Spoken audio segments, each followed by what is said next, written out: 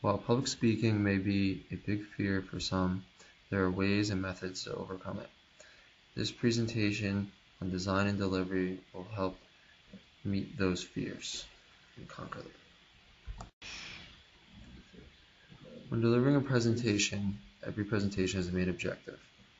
That main objective is to deliver a message and support a speech to convince your audience on your presentation.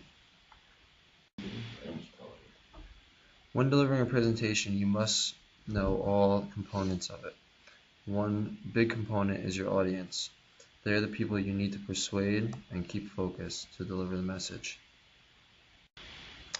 Another component that a presenter might not be able to commandeer is the connection with the audience. The connection with the audience can alter the success of a presentation. This presentation will also help you commandeer that. We will start with the design part of the presentation. This will be the foundation of your speech and presentation. It helps the delivery, and a big thing is less is more. When designing your presentation, you are often influenced to use templates. A lot of presenters and masters of this task will tell you to avoid them. Our tips are to keep it simple, keep it consistent, and if can, use SlideMaster to help you.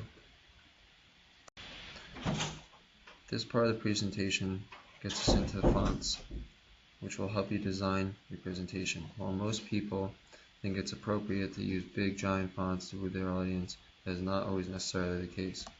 Our tips are to keep appropriate fonts and sizes, keep it consistent, and never use all caps. You should also follow the 6x6 rule, which is never using more than 6 points and never have those points be longer than 6 words. Imagery is a huge part of designing your presentation. You need to make sure you're using high quality images that are copyright friendly. You should not ever clutter. An empty space enhances readability. It is not always the best case to collage a bunch of pictures to make your one slide stand out. This gets us into our limitations of designing a presentation. You're going to want to limit the number of slides and keep it one slide at longest 1 minute. It is not always the best case to go slide after slide after slide, because that will make it easier for your audience to lose their attention. For colors, you're going to want to use solid colors. This is because you don't always need photos in a presentation. You want to have contrast, nothing too bright that stands out and grabs the attention. You have to remember and take in the fact that you want to deliver a message and not just some fancy slide that they'll try and remember.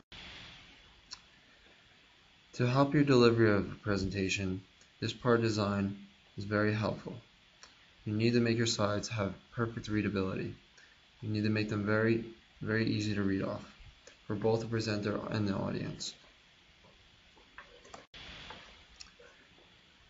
This gets us into our delivery. This is probably the most important part of a presentation. It's also the most nerve-wracking. While design is very important and will help this factor, the delivery is where you're going to capture your audience's attention and deliver your message. You need to make sure you're verbal. You need to speak at a good pace. Good, not too fast, not too slow, never too quickly. It has to be an appropriate volume so that even people in the back of a room with the air conditioning going off can hear you. The non-verbal section is just as important as the verbal. You need to make sure you are displaying perfect eye contact, having great facial expressions, and having great body posture. This will help convince the audience that you know what you're talking about and are leading them in the right direction through this presentation. Incorporating good body language is very important in delivering a presentation. This goes into dressing professionally. You need to use appropriate gestures. Move around the room. Let them know that you're there presenting at all times. Display good posture. Last but not least, you need to make sure your preparation is on cue. You need to perfect your timing. You do not want to be reading from the presentation, only using the bullet points to help you guide the fact. Your text should only be a cue. You should already know what you're talking about and not being able to just read off bullet points on a slide.